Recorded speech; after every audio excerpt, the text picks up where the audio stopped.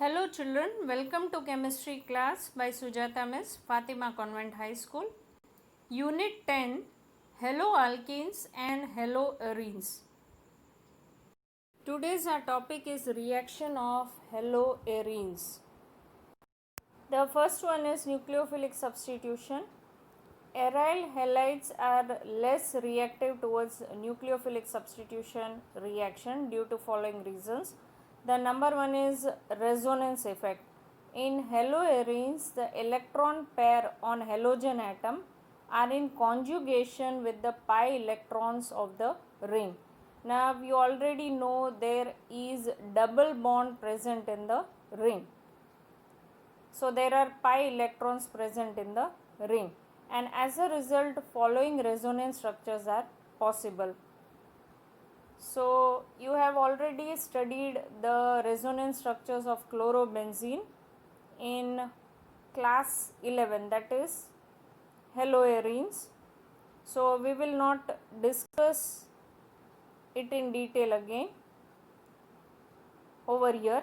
Now CCl bond acquires a partial double bond character due to this resonance.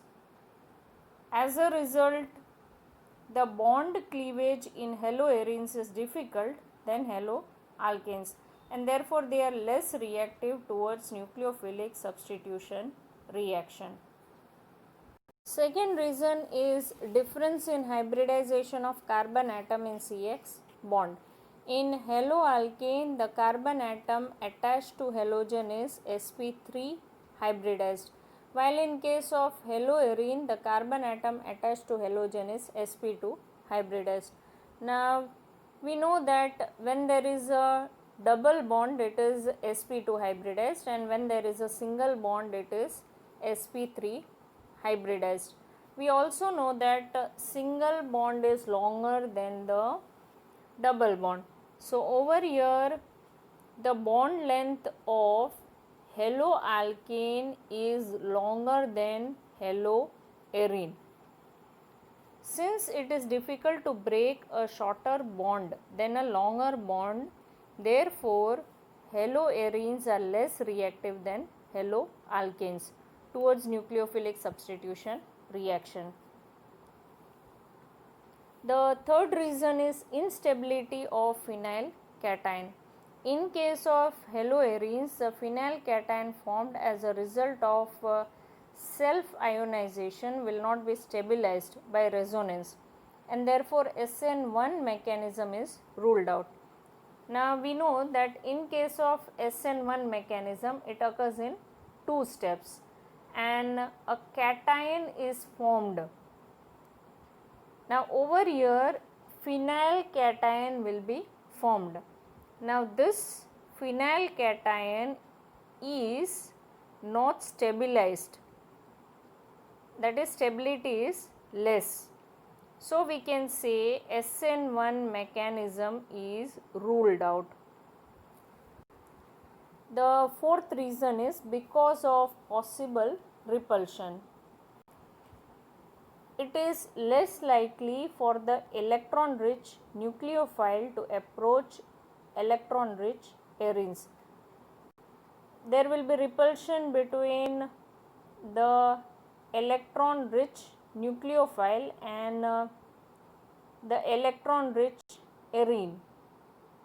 Naturally the haloarene is electron rich, so the substitution reaction is not possible. Nucleophilic substitution reactions in haloarenes are possible under strong conditions as follows. The first one is replacement of hydroxyl group. Chlorobenzene can be converted into phenol by heating in aqueous sodium hydroxide solution at a temperature of 623 Kelvin and a pressure of 300 atmosphere. The second one, the presence of an electron withdrawing group NO2 at ortho and para position increases the reactivity of haloarenes. So over here, chlorobenzene is converted into phenol by aqueous NaOH only at temperatures above 623 Kelvin, whereas parachloronitrobenzene is converted into phenol by aqueous NaOH at 443 Kelvin. So as the number of ortho and para nitro groups on the ring increases, the reactivity increases. The next one, the last one, we have two NO2 groups, that is 2,4 dinitrochlorobenzene is converted to 2,4 dinitrophenol at 368 Kelvin. 6 trinitrochlorobenzene is converted to 2,4,6 trinitrophenol in the presence of warm H2O. The effect is pronounced when NO2 group is introduced at ortho and para positions. However, no effect on reactivity of haloarenes is observed by the presence of electron withdrawing group at meta positions. That is, it may be noted that nitro group meta to the chlorine has no effect on reactivity. Let us discuss why does NO2 group show its effect only at ortho and para positions and not at meta position. Now, it is clear from the structures that in case of ortho and para chlorobenzenes, one of the resonating structures, that is this one in case of para nitrochlorobenzene and this one in case of orthonitrochlorobenzene, bears a negative charge on the carbon atom bearing the NO2 group. You can see clearly in your textbook. Therefore, this carb anions are stabilized by the NO2 group as well as the pi electrons of the benzene ring. However, in case of metanitrochlorobenzene, none of the resonating structures bear the negative charge on the carbon atom bearing the NO2 group. Therefore, the nitro group at meta position does not stabilize the negative charge, but the carb anion is stabilized only by the pi electrons of the benzene ring. So you can say, thus the presence of electron withdrawing groups at ortho and para positions but not at meta positions with respect to halogen atom activates the aryl halides towards nucleophilic substitution reactions. Moreover, you can remember that as the number of electron withdrawing groups at ortho and para position increases, the reactivity of aryl halide further increases. Next one is electrophilic substitution reaction.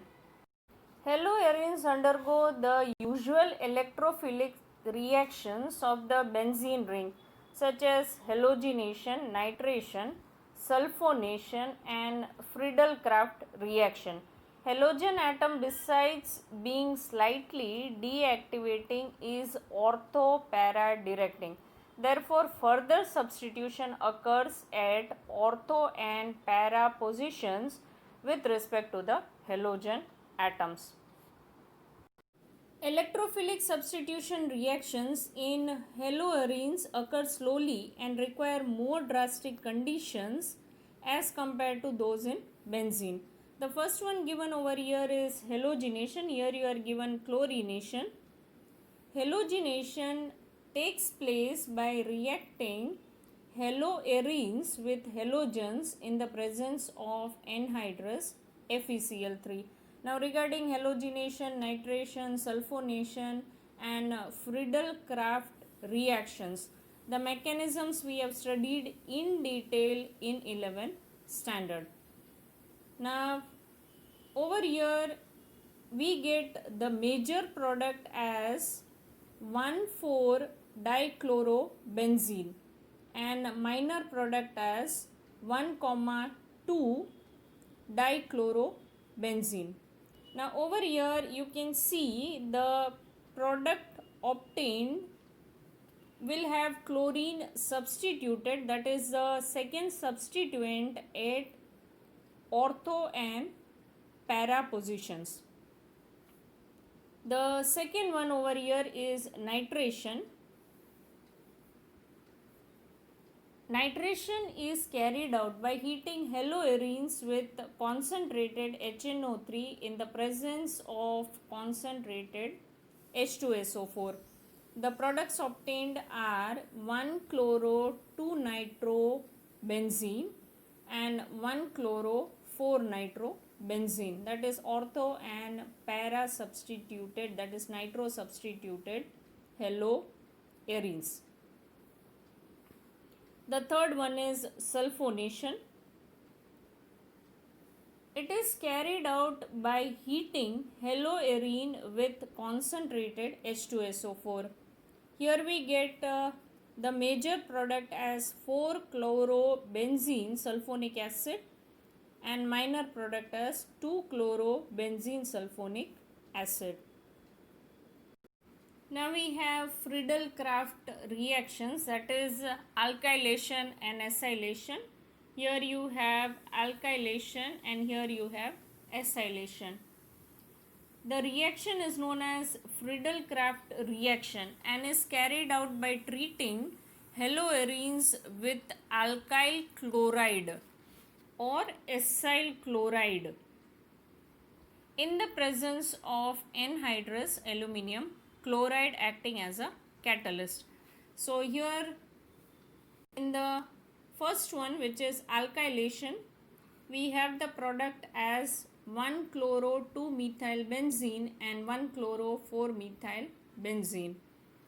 In the second reaction, that is acylation, we have 2-chloroacetophenone and 4-chloroacetophenone. Reaction with metals, the third one, Wurtz-Fittig reaction.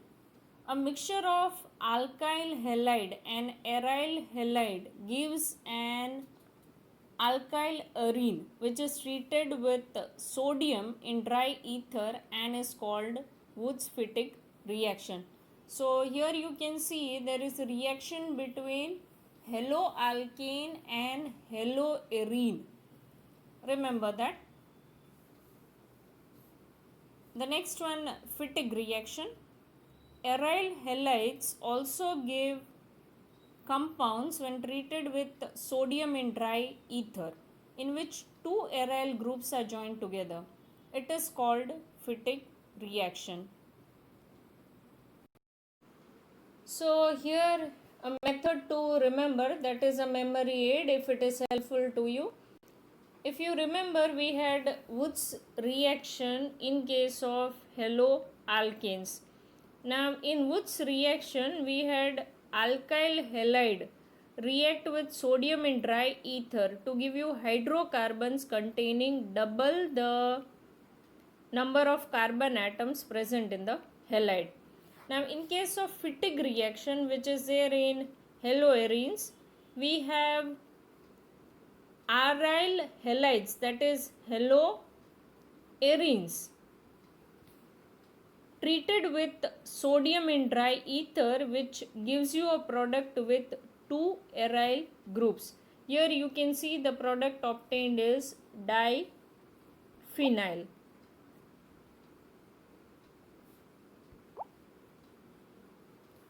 Whereas you can see in Wurtz-Fittig reaction, a mixture of haloalkane and haloarene in the presence of sodium in dry ether, you are getting alkyl arene. So you can check out and remember. Our next topic is polyhalogen compounds. Carbon compounds containing more than one halogen atom are usually referred to as polyhalogen compounds. Many of these compounds are useful in industry as well as agriculture. Let us discuss some polyhalogen compounds. The first one is dichloromethane, which is also known as methylene chloride. Dichloromethane is widely used as a solvent, as a paint remover, as a propellant in aerosols, and as a process solvent in the manufacture of drugs. It is used as a metal cleaning and finishing solvent.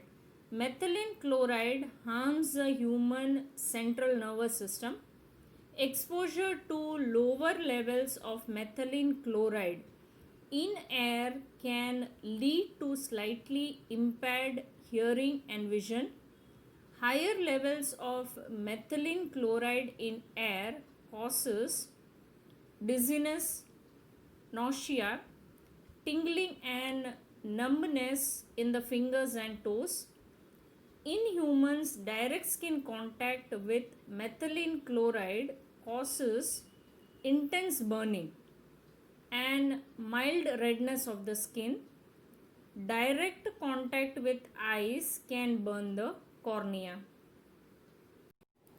The second polyhalogen compound we have trichloromethane, which is also known as chloroform. Chloroform is used as a solvent for fats, alkaloids, iodine and other substances. The major use of chloroform today is production of freon refrigerant, that is R22. It was once used as a general anesthetic in surgery, but has been replaced by less toxic, safer anesthetics such as ether. Inhaling chloroform vapors depresses the central nervous system. Breathing about 900 parts per million of chloroform for a short time can cause dizziness, fatigue and headache. Chronic chloroform exposure may cause damage to liver and kidneys, and some people develop sores when the skin is immersed in chloroform. Chloroform is slowly oxidized by air in the presence of light to an extremely poisonous gas, carbonyl chloride, also known as phosgene. It is therefore stored in closed dark colored bottles completely filled so that air is kept out. Now here you remember phosgene as an important MCQ. Next one we have tetrachloromethane or carbon tetrachloride. Carbon tetrachloride is produced in large quantities for the use in manufacture of refrigerants and propellants for aerosol cans. It is also used as feedstock in the synthesis of chlorofluorocarbons and other chemicals, pharmaceutical manufacturing and general solvent use. Until the mid 1960s, it was also widely used as a cleaning fluid, both in industry as a degreasing agent and in the home as a spot remover and as fire extinguisher.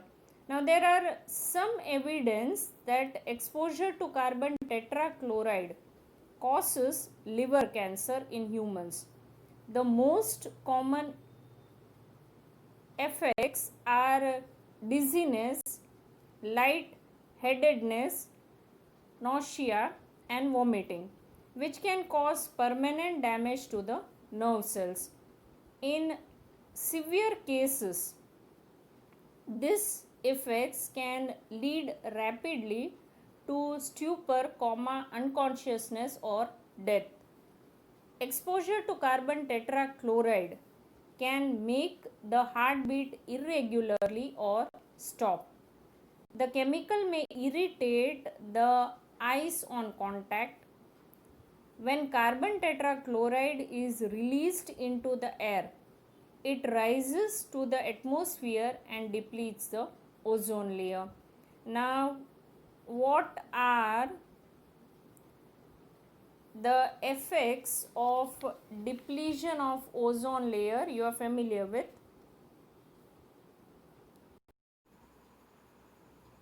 Number 5, freons.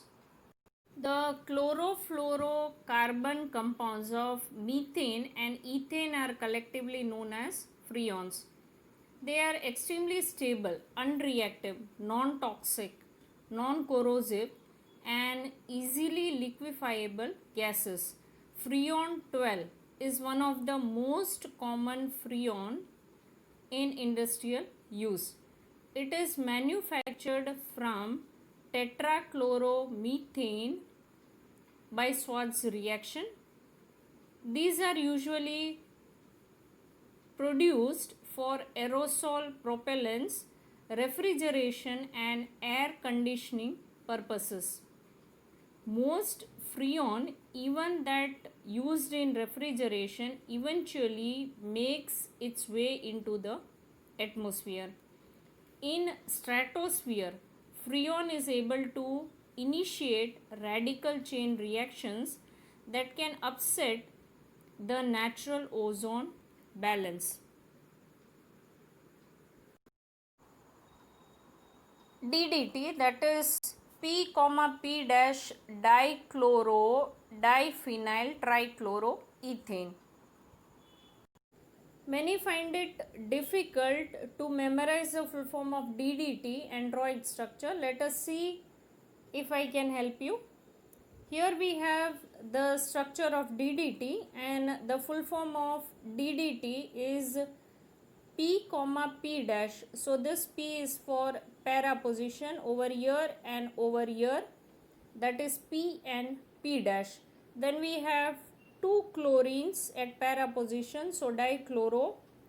We have two phenyl groups, so that is diphenyl.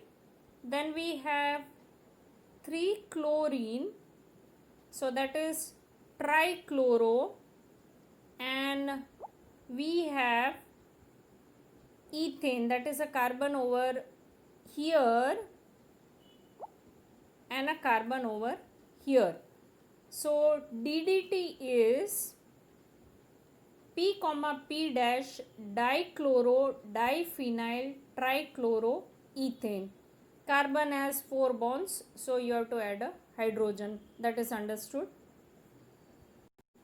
DDT, the first chlorinated organic insecticide, was originally prepared by Paul Muller, and he was awarded the Nobel Prize in Medicine and Physiology in 1948 for this discovery. The use of DDT increased worldwide after World War II because of its effectiveness against the mosquitoes that spread malaria and lice that carry typhus. However, problems related to extensive use of DDT began to appear in late 1940s.